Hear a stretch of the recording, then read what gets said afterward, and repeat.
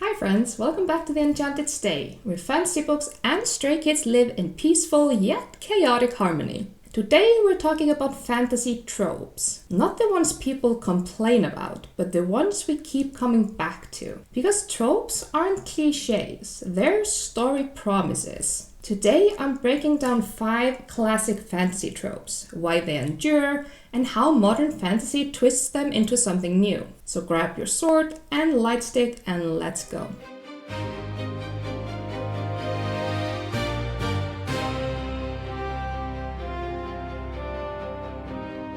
The Chosen One. The core idea here is one person is destined to change everything. This trope is ancient. You got myths, legends, religious texts, all use it. Common elements: prophecy or destiny, reluctant acceptance of power, isolation from peers. Classic example of this trope: Frodo from Lord of the Rings, Harry Potter from Harry Potter, and Alina Starko from Shadow and Bone. Why it works?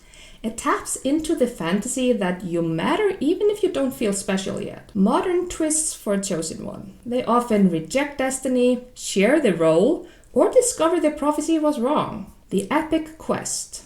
The core idea here is travel equals transformation. The journey is just as important as the destination. Common elements: a group of companions, physical and emotional trials, and loss, sacrifice, and growth. Examples of this trope: Lord of the Rings, Priory of the Orange Tree, and Kings of the Wild. Why it works?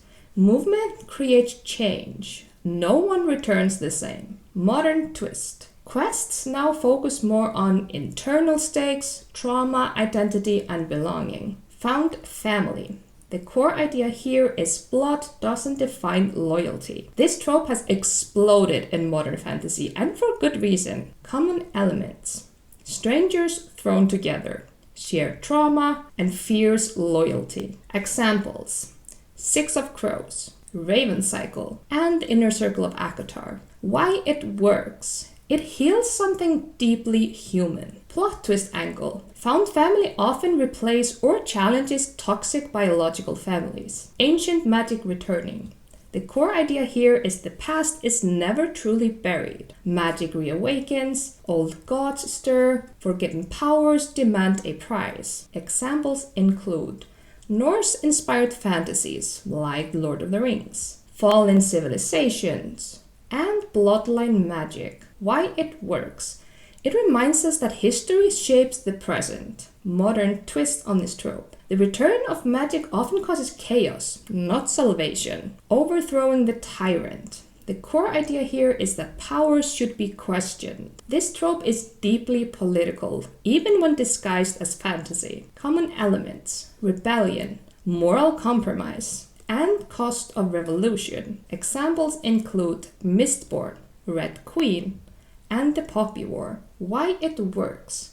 Because victory is never clean. Plot twist angle. What happens after the tyrant falls? Tropes aren't shortcuts. They're shared language. They tell readers, you're safe here. You know the story before the author twists the knife. So tell me, which trope will you defend with your life? And if you want a deep dive into trope subversions, romantasy tropes, or villain-coded tropes, comment below.